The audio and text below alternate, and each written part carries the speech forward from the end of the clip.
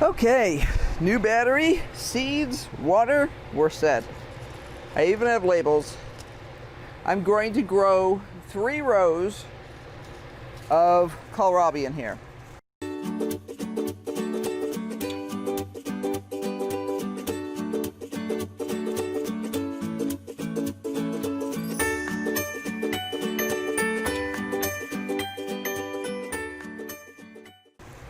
We were very, very successful with kohlrabi last year and just loved the results.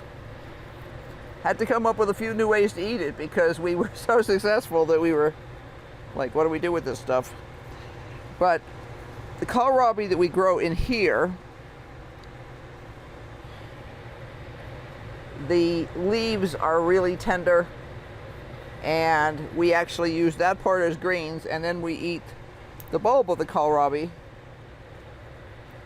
in salads and stir fries and all kinds of stuff.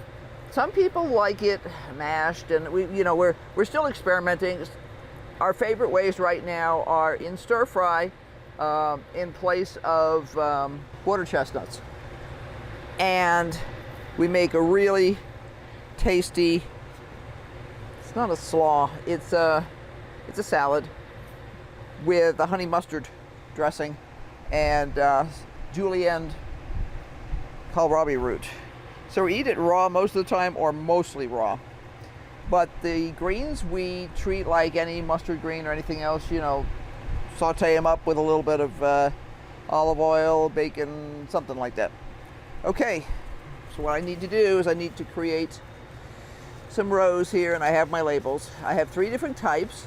Last year we grew Terek, which is a very pale green, and we attempted to grow all of these in the garden. And that's one of the beds that the deer completely stomped to death. I may actually have 2 kohlrabis left in there, but everything else has been stomped and eaten. So not even gonna try it in there today, this again. So I'm just going to create some little divots here. We have these got a 1/4 inch deep. So let me think about this here. I want to see how many I want to have. I want to put some next to the edge because they're big and floppy on top, but and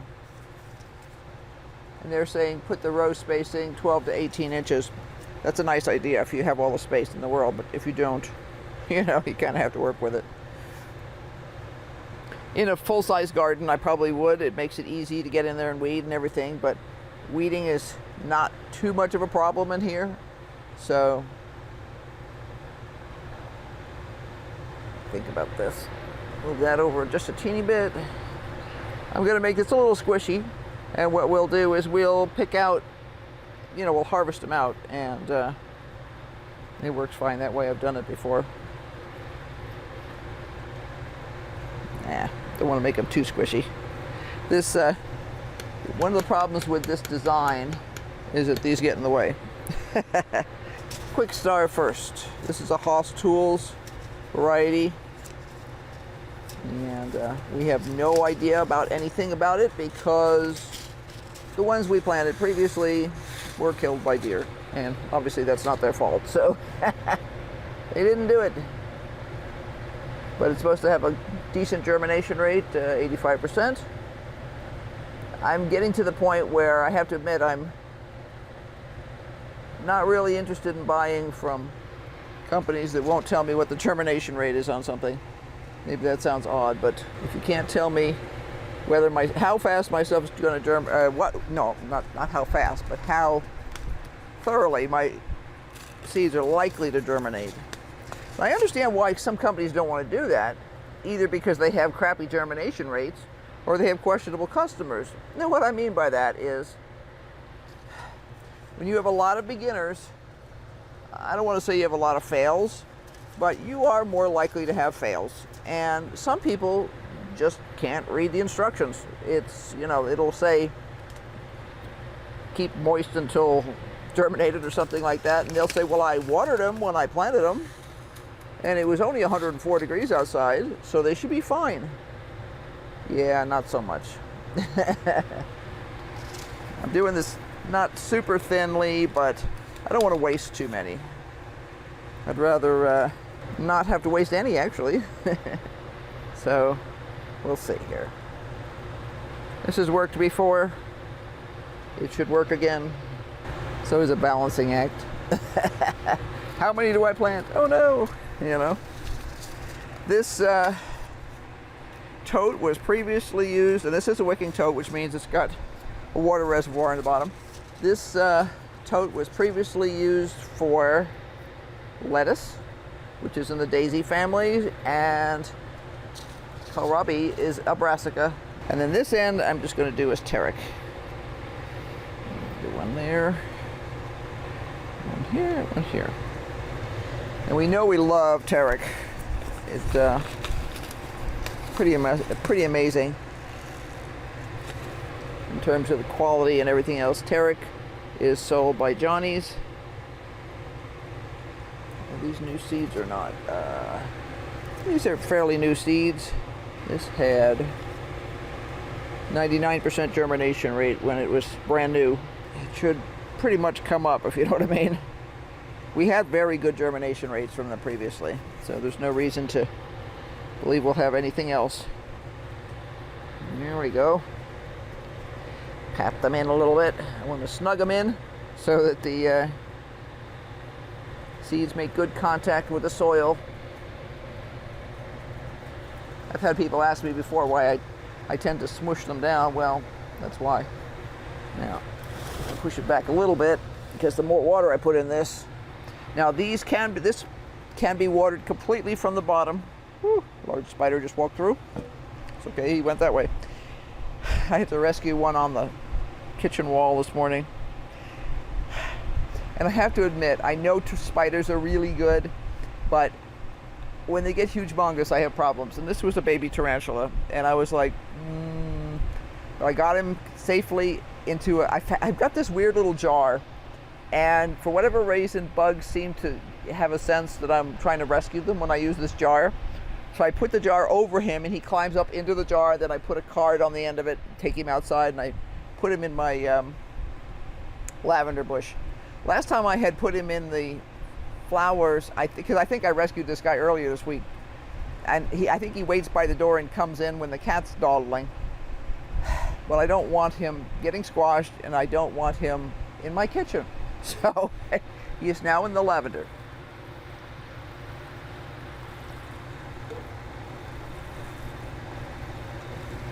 I try and leave as many spiders and things alone in here as I can, because you know they're eating something. I'll see if Henry can put it in for me. I've got a picture that I took with my camera when I was trying to get water into here. I always look in before I put water in, and there was a baby lizard in there. So I carefully dumped the baby lizard out, and then just before I went to put water in it, for some reason I thumped it on the ground, and there was another baby lizard in there. So I took this off, took the rose off and got him out, and I'm going to have to remember to store these things upside down, because those darn lizards will get into everything, and then they can't get out, and if someone doesn't come along in a reasonable amount of time, they will die. So there we go. Now we're nice and wet. I want it to stay nice and moist. These will come up pretty quickly. See, I'm actually filming this on a Monday, so they should be up probably this week, actually. Slide that back in there. And that's a start. I also need to get in another bucket, because I'm starting a bunch of things. I haven't even told Henry of everything I'm starting. He says, could you grow some more broccoli? We grew just a couple of mini broccolis this summer in the shade, and they were so tasty. And I said, I'm definitely going to grow a bunch of broccoli, but I need to get the bucket set up for that. I have one bucket outside, however, that I can plant something else in. So I'll be right back. Okay. And this is why we're always careful. I just moved this container here. And underneath, who's this little guy? Now, he's not poisonous. That is just a baby gopher snake. But the first thing I did was look at his head to make sure that he was not poisonous. Unfortunately, we had another one of these get mashed by the cat in the yard the other day. He's climbing right underneath that piece of ground cloth over there, looking for shade. He's like, where can I go that's safe? You can see why so many ancient people thought they were magical. They're very cool the way they move. Okay, back to gardening. I have a package of peas. I had actually planned to plant these this spring and didn't. So I'm going to plant them in here. These are just some I bought in the grocery store. They're a burpee seed. And we're going to see how they do. I know that people can grow peas in greenhouses. We've done that before. Actually, this soil is really dry, unfortunately. Okay.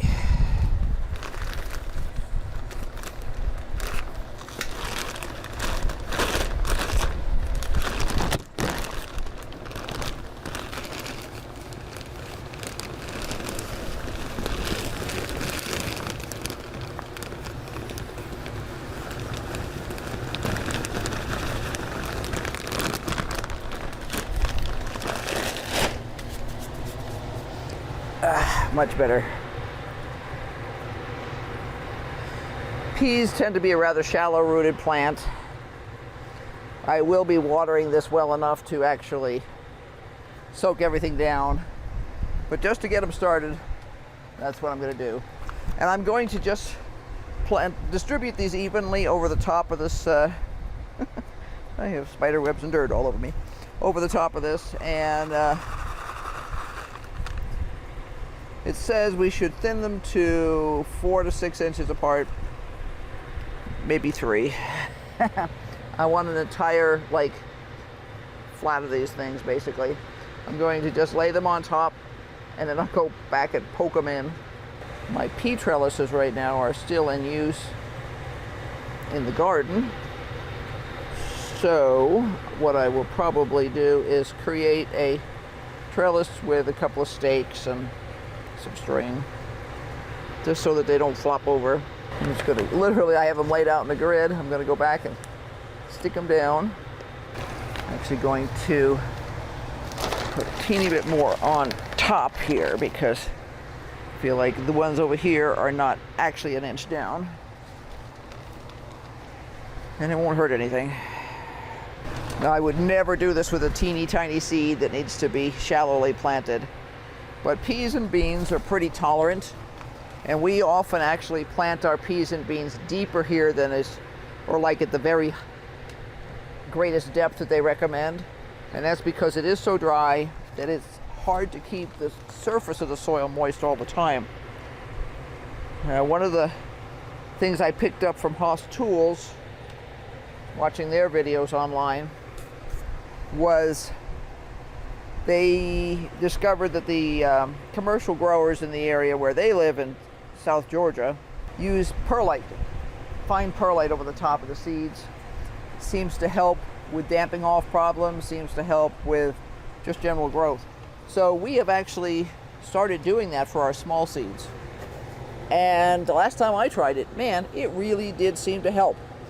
I don't normally have a problem with damping off because I'm very cautious about what soil I use. I usually use a seed starting soil, or at least a freshly opened bag of potting soil or something.